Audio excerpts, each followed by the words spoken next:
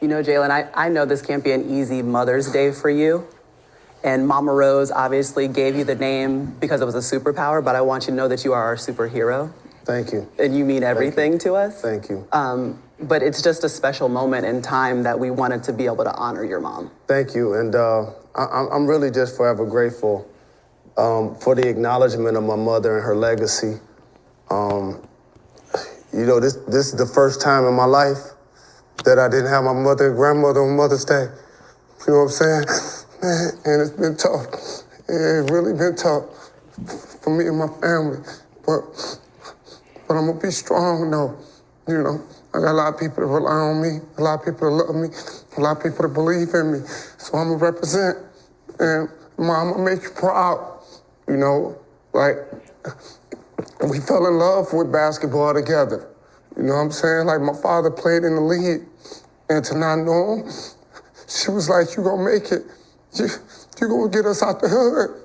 I promise you. And I was like, I'm gonna do it, Mom. And I did it. And we did it. You did it. You did it. And where was Jalen Rose this week honoring his mother? In Detroit, helping people get vaccinated in his hometown the way he is there all the time at the Jalen Rose Academy. No one gives back to that city and that community the way Jalen Rose does. Thank you. You are a living, breathing monument of your mom, of Jeannie Rose. You are everything that she represents. You are everything that she ever wanted, and you're carrying on the legacy every day. We love you and we appreciate you. And we love you so much. Appreciate you guys. You mean a lot to me. Like, she had 2 kids when she graduated from high school, you know? And we supposed to be a statistic, you know what I'm saying? And she told me, you know, I used to sign Dr. J as my autographs when I was little, and people was laughing at me and was teasing me. And she was like, you gonna make it. You is Dr. J. But she was like, but you ain't never better than Magic. That's what she always told me. She loved Magic, you know, for real. And that's how she motivated me. She's like, you can be whatever, but you ain't gonna never be better than Magic. And that was the thing that we used to always joke about. And it's really tough, and I'm just happy that the name Jalen is gonna carry our legacy, carry her legacy. That's really important to me. Losing her like 90 days ago, and losing my grandma, I'm just happy that name is gonna carry on her legacy. So I appreciate you guys very much. You're a statistic and a testament to greatness. And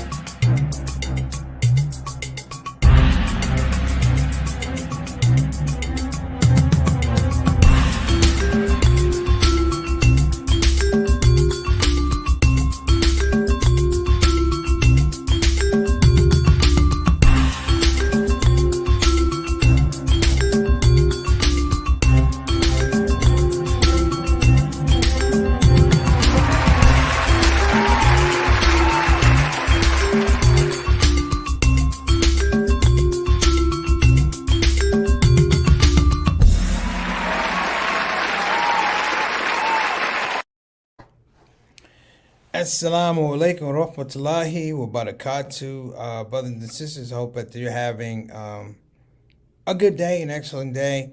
I hope you guys in mind. I've watched this video with Jalen Rhodes several times today, and I just want to say, as much as he is a hero, his mom is a hero. I'm a big fan of mothers that endeavor to raise strong young men, and I would also add that his tears, while he was hurt, those were tears of pride. And, you know, I thought everything was right with what that man said. And I didn't say boy, I said man. And for a young black man, if you will, to understand the gravitas of what his mother presented, not only to him, but to the world, that's all we could really, really ask for. That's really the scope of it. That his understanding of his mother's life and death is so profound that it just seems to supersede all of the foolishness that's going on today. I hurt for Jalen Rose. I felt like it was my mom that passed, and it wasn't like it was my mom. It's the particularly with black mothers, it is the thing that they instill in their children to let us know that we can keep going, that we can you know, that one part where he said, you know, he would sign his name Dr. J because his name was Jalen, Dr. J. He said the kids would laugh at him and tease him. It just tore my heart up, man. I said, because, you know, I remember when I wanted to be Richard Pryor, and I remember when I wanted to be Eddie Murphy, and, you know, people can be mean and people can be cruel, and they can stomp on your dreams for no reason at all, So I want to give a shout out to him, Jalen Rose, also the young Carl Anthony Towns from Minnesota Timberwolves, who lost his mom. Anybody that lost their mom, you know, this is a carryover from yesterday's show. But I think it's important. I didn't want to overlook it because these things are real. Lots of life is real. And I think we got to the point now where the theater has become, it's acceptable that life is lost. You know, over the weekend we had, they're talking about eight shootings and things like that. And it becomes, this thing's like, how do we reassess life? Now, how do we reassess life? You know, we're going to get to this topic in a moment. And it's not an easy topic we're going to talk about, but I'm going to try and put it on here with some common sense. And we're going to explain some things, and I'm going to just talk about the immediate lunacy that we've been dealing with for a lot of years, trying to make it a position about who's right and who's wrong, hiding behind this facade of religion, not listening to what God says, not listening to what God's written, not listening to what the prophets have said, not listening to the errors and the familiar failures of humanity as a whole. But we still have people trying to make decisions that I'm right, you're wrong, I'm right. And then it just leaves the innocent. It leaves the innocent vulnerable to bad decisions, arrogance, insolence, and worst of all, indifference. Okay, my name's Preacher Moss. This is the SOS of ShOUT show. Let's get real. Let me get this housekeeping done. If you're on the show for the first time, we thank you for coming on the show, obviously. I appreciate you. That's number one. Number two is, don't be a wallflower. When you come to our platform, understand several things. Number one, we welcome you to our platform. Number two, your opinion is valued. Number three, while it's valued, we still want a respectful opinion. I'm not here, and no one is here to disrespect anybody on this platform. And number four, you're part of a family. You're part of a community. You know, this is one of the things where it's community live stream, it's community podcast, but I really, really wanted to put into a space where we have the flexibility and the fluidity to be able to help other people to understand what they're going through. And the video right there with Jalen Rhodes, and just so he said the thing about the legacy of his name, just so you know, the name Jalen was not a word when he was born. It was not a name. She made the name up from his father, who was James Walker, J.A., and his uncle Leonard, Jalen. And now you have athletes throughout the football world, sports world, with the first name Jalen. That's what he was talking about. But I digress. The topic we're going to talk about, I'm not going to spend a ton of time on, because it's been talked about before. You know, there's a redundancy. I think one of the cruelest things that Shaitan ever introduced to the human being was redundancy. You know, I always say the two biggest lies Shaitan ever told were, number one, you're better than someone else, and number two, you have more time. That's what we're dealing with in this subject matter.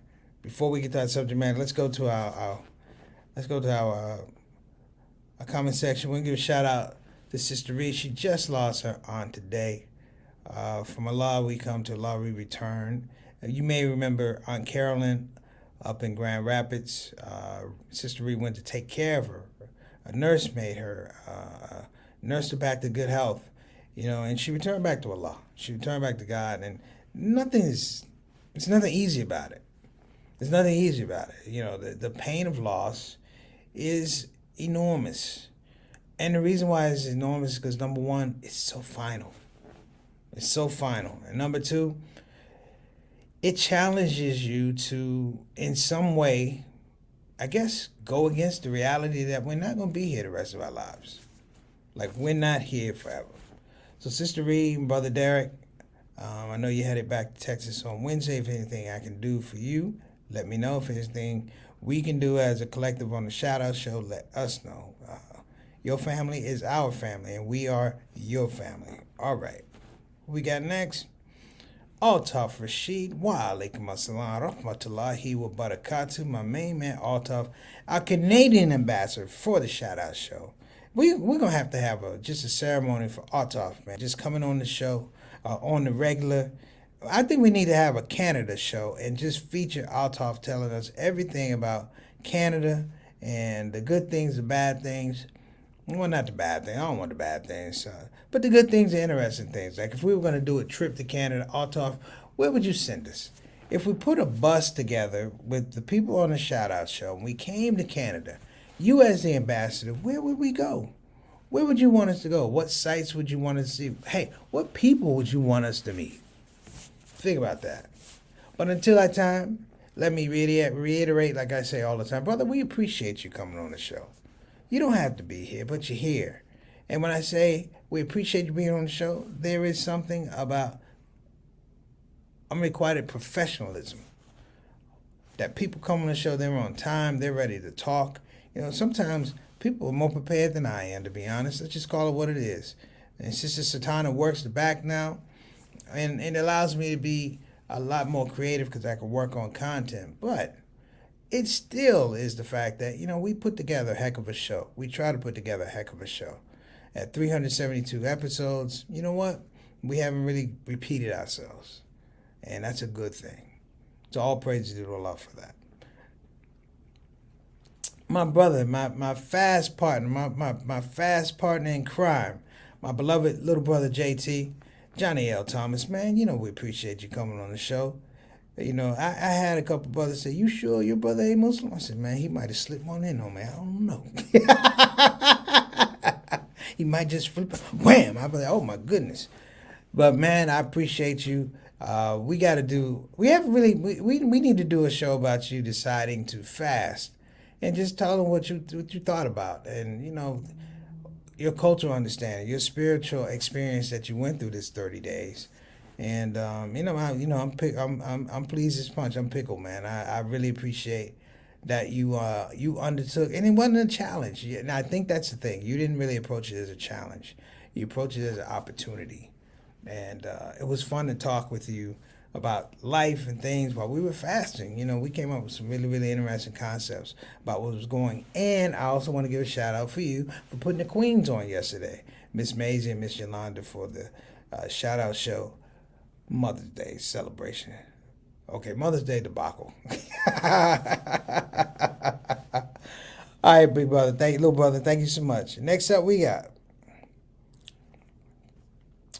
Altaf tuning in right on time. Prayers and thoughts to you and your family, Sister Ree. What other show does that? What other show does that? And I'm not calling out that it's my show. It's our platform. I appreciate everybody and the sincerity that we carry towards one another.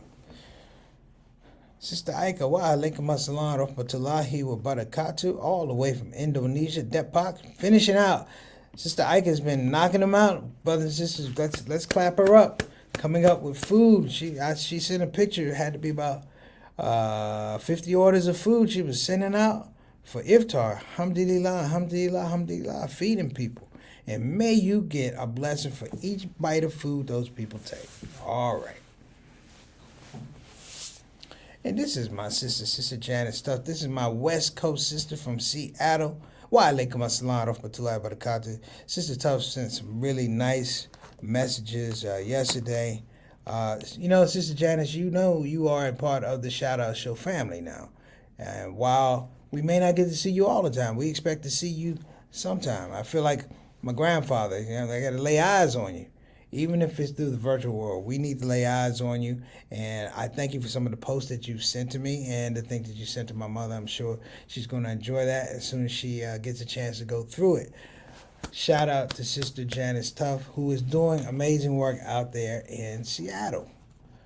Thank you for coming to the show. And how can we forget our consultant producer, who's been a consultant producer from day one before there even was, per se, a ShOUT show? You know, it's interesting how some things come from conversations and then some things come from ethic involved with the conversation. Sister Satana represents both of those, and as a result, we have a show that has lasted over a year, 370 some consecutive shows. And I'm here to tell you something, brothers and sisters. Even throughout Ramadan, our Ramadan 30 for 30, I didn't feel weak. I didn't feel tired. I was energetic going through this the second time. And I'm here to tell you, you know, for whatever it is, for whatever it was, but Ramadan went through here pretty quickly. And I think the reason it went through pretty quickly because we anticipated it a lot more this year. And we look forward to enjoying it, and we look forward to enjoying some of the things that we didn't have last Ramadan. Being able to walk outside, being able to go to the mosque, even with social distancing, we were able to enjoy those things.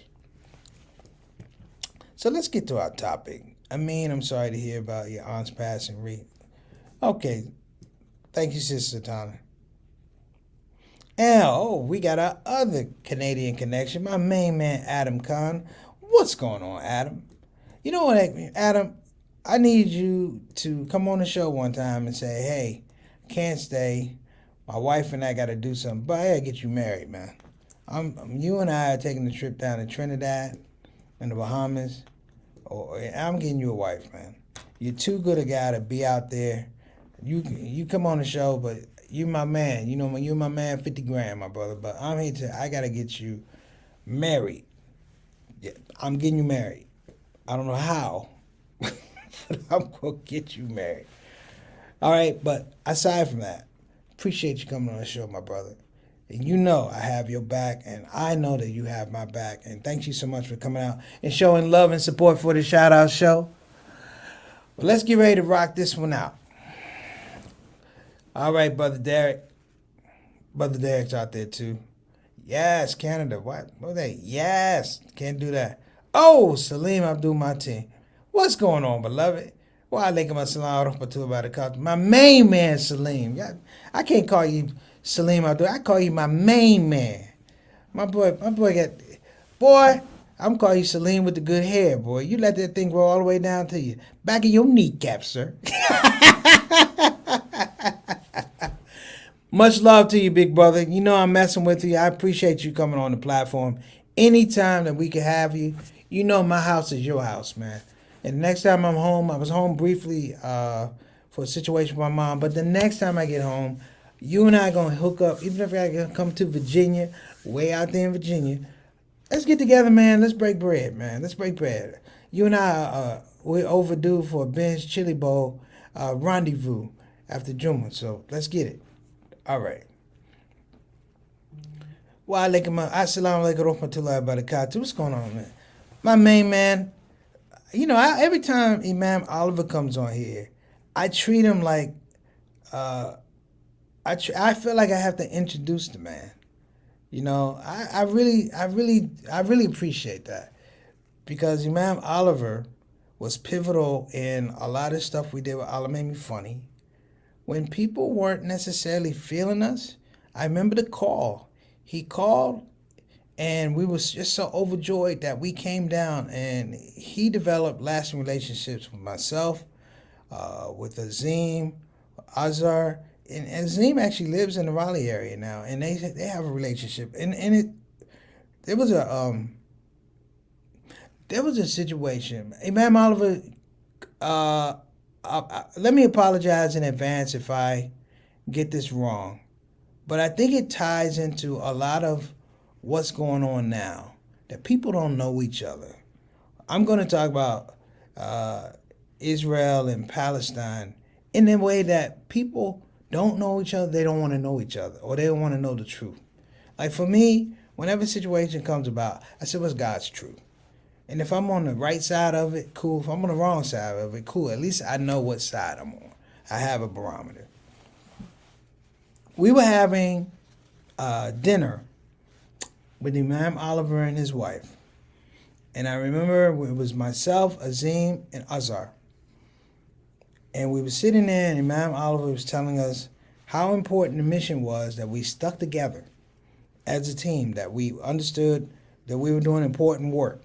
He's the first He's the first person to frame Oliver Made Me Funny in terms of comedians using comedy to do religious work. Hear what I'm saying? To do religious work. I wrote this in my thesis. And he said that, and we talk about unity all the time. We talk about foundational understanding, and he was talking to us. And Azhar Usman was welling up with tears. Was beginning, like visibly welling up with tears. And Azim and I were looking at each other like, hey man, if you don't like the food, don't eat it. You know what I'm saying? And we knew it wasn't the food. And Azhar said something that was so profound that puts this whole thing in perspective. He said, you know, all this talk about Islam and unity and da-da-da, he just put it out on the table. He said, I'm 30-some years old, and I've never, ever eaten at the table of an African-American Muslim brother before. And we were done. Like, we were done. It was over. And he cried like a baby. It was such a level of just anxiety and sadness at the same time of having to reveal that. So I brought that point up because the man Oliver knows exactly what I'm talking about. When I talk about, brothers and sisters, addressing Palestine and Israel, there's no logical reason.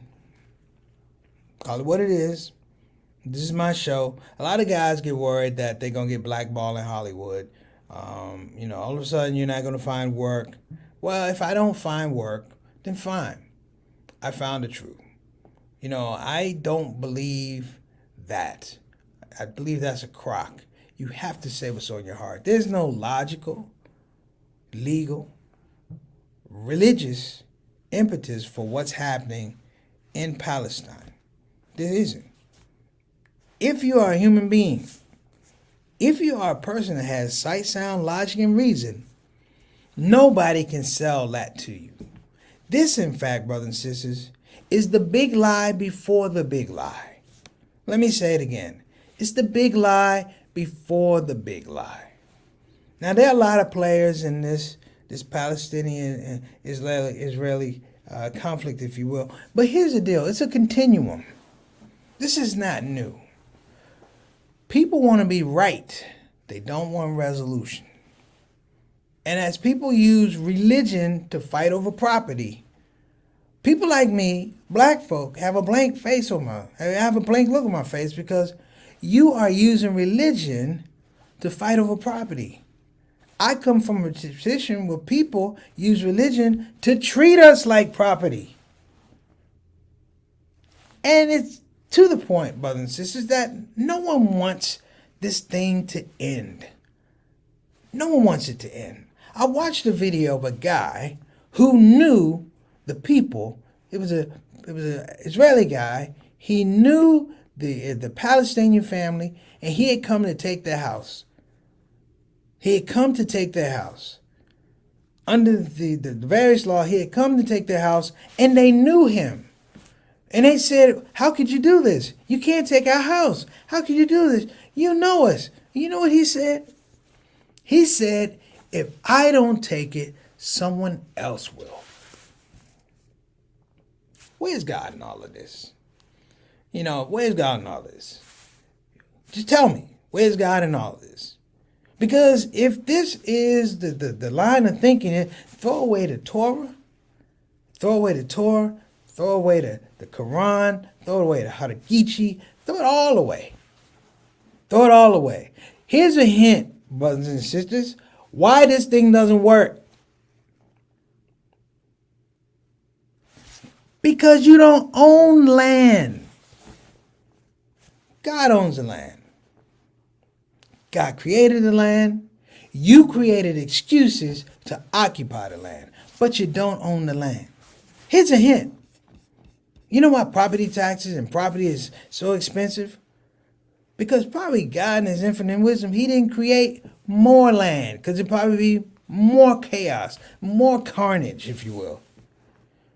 And a wise assessment in doing so. Listen, for too long, I've heard about the Holocaust. And the Holocaust was horrible. Unquestionably horrible. A disaster. A failure of human compassion. But in that, you should be the guidepost to make sure, hey, I am a living example of mercy and resilience. The idea is not, I use my experience to put it on other people. We talk about cancel culture in the United States. Well, there's cancel culture in the Middle East. There's cancel culture from Israel. There's cancel culture from Muslim countries. See, because we can't get ourselves off the hook. Because as we are sitting here talking about the Middle East crisis, Israeli soldiers and settlers and Palestinian people,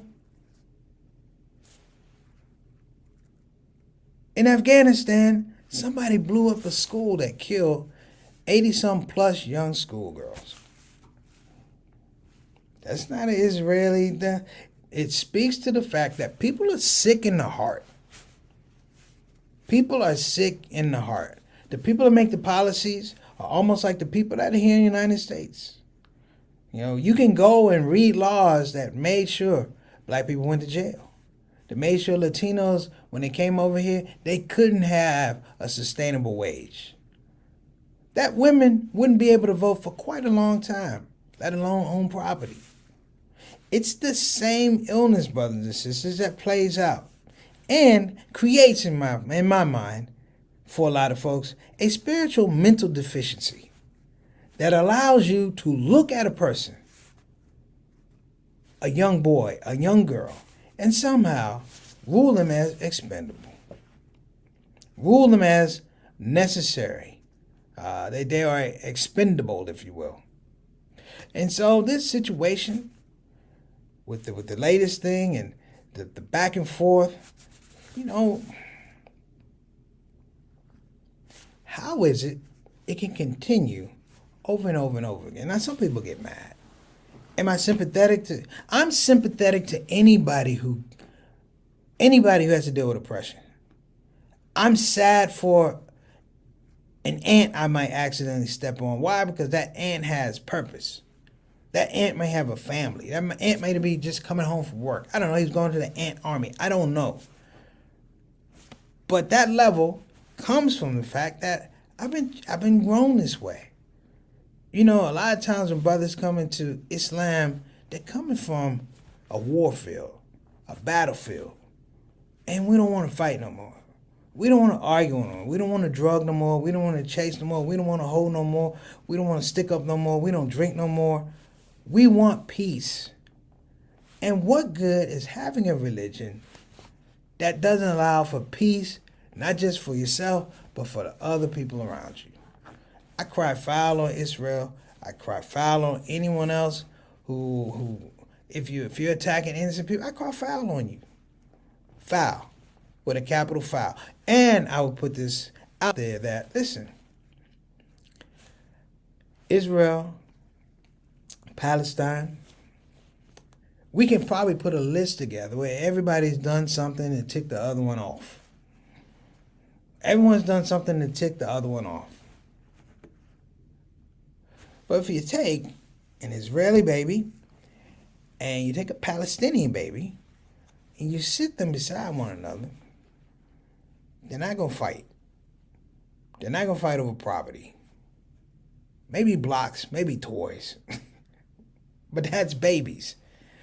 That's the love and the scope of babies. They are selfish because everything has to be done for them. But this, unacceptable. Malcolm said it clearly. I believe in some regards, it may have been a reason Malcolm had to they took Malcolm out earlier than what we're thinking about. Before the Audubon, he wrote his script saying that this thing was no good. That this thing didn't have weight, it didn't have bearing. And he introduced a particular type of logic that didn't tell folks to pick up arms and fight. It was just a general dissecting of what was going on, and he put it in plain speak. He made it plain. So let me make it plain. For all the players in this situation, There are people that you're hurting that are innocent. Going into places of worship and exacting aggression will get you nothing but aggression. You will create a class of people who will think, I have nothing to live for. Think about that. I have nothing to live for. You are creating a passion, a level of people who think nothing is ever going to change. You create a cast of people who don't have hope. You creating new slaves. Really. New slaves. And I will hope that in your holy books, if you will, you examine the names of the prophets in your book and in the Quran and stand back, lower your head in shame. Lower your head in shame.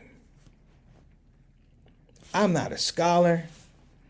I'm not a Jewish scholar, a religious scholar, a Muslim scholar, but damn, I got common sense. Just like pretty much everyone else I know in my environment has good common sense. What you need is a black grandma to sit right there on the line between Palestine and Israel and tell them about themselves every time they get out of order. Me right now, I can't help you because you don't want to listen to me, because I'm like a lot of folks. It's not that I'm black. It's just that we got a different type of logic. We dealt with it here, but we dealt with it creatively. And if we can deal with it creatively here with these monsters, you should be able to do it over there. Get your spiritual checkup from the neck up, and stop playing around. You're killing kids. You're making terrorists, levels of terrorists and people who are in the army, and it's a hodgepodge of just uncreative chaos that's been going on for years. I don't want to even go into the history. I mean, wars were fought, people won, people lost.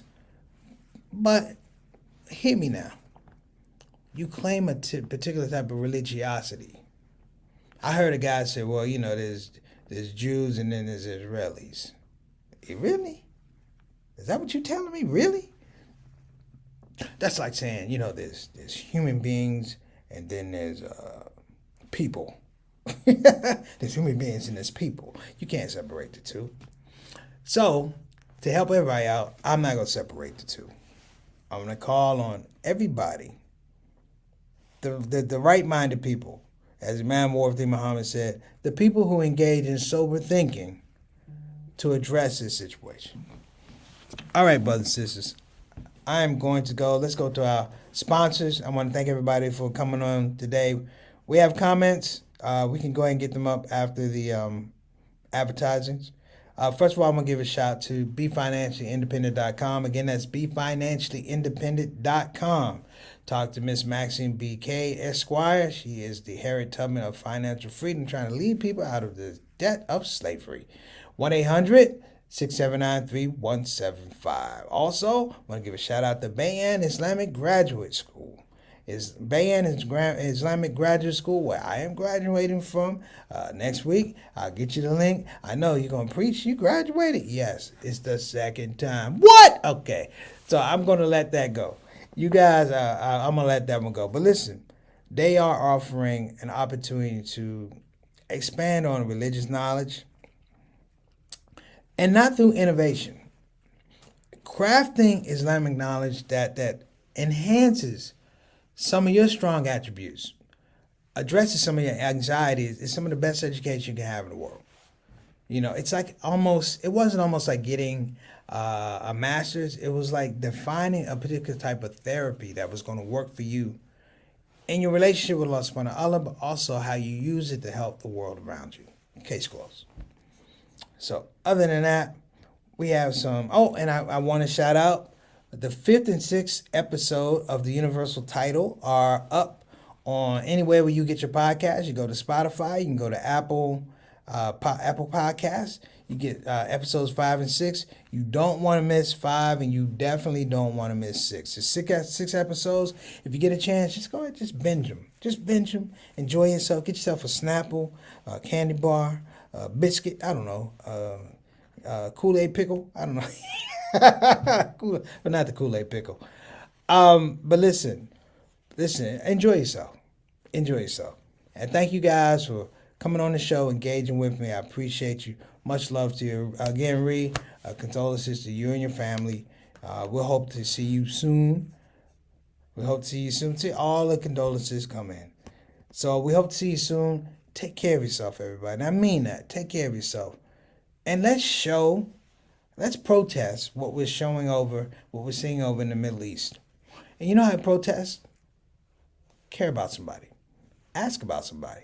Give somebody a hug. Even if you got your mask on, give them a hug. It's okay. Only way you can beat this thing is with love. All right. I'm out. Doug Robinson, how you doing? And peace and blessings to Doug. Doug lost his aunt. I think you guys remember before. Peace and blessings to your aunt, Doug. Good to see you on the show. I has binged. All right. You know you sound like Kingfish Stevens from Amos and Andy. I has binged. All right. So I'm going to get out of here. Thank you guys again. Assalamu alaikum wa rahmatullahi wa barakatuh. Satana, get me out of here. Assalamu alaikum wa rahmatullahi wa barakatuh, everybody. You're probably looking at your screen going, that's a scrumptious looking black man.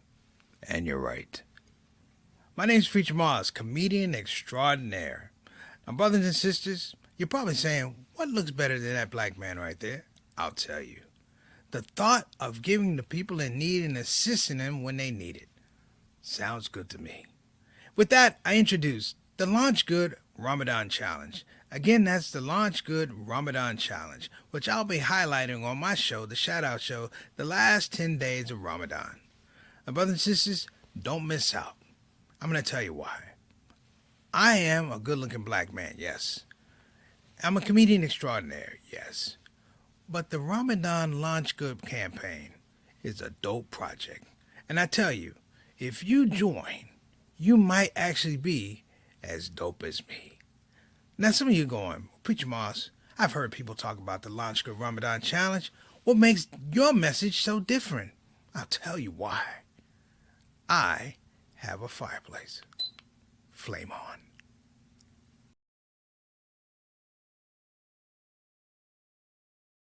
Hey everybody, this is your brother Preacher Moss. Listen, I hope that you enjoyed your ShOUT Show experience. We'll be back with the next show, the next ShOUT Show. A simple ask before you go, please help your brother out. Click that subscribe button, click that notify button, and I'll see you again on this side of the microphone. You probably wonder what that smell is. That's me. I smell good. And the reason I smell good is because I use oils from thorny.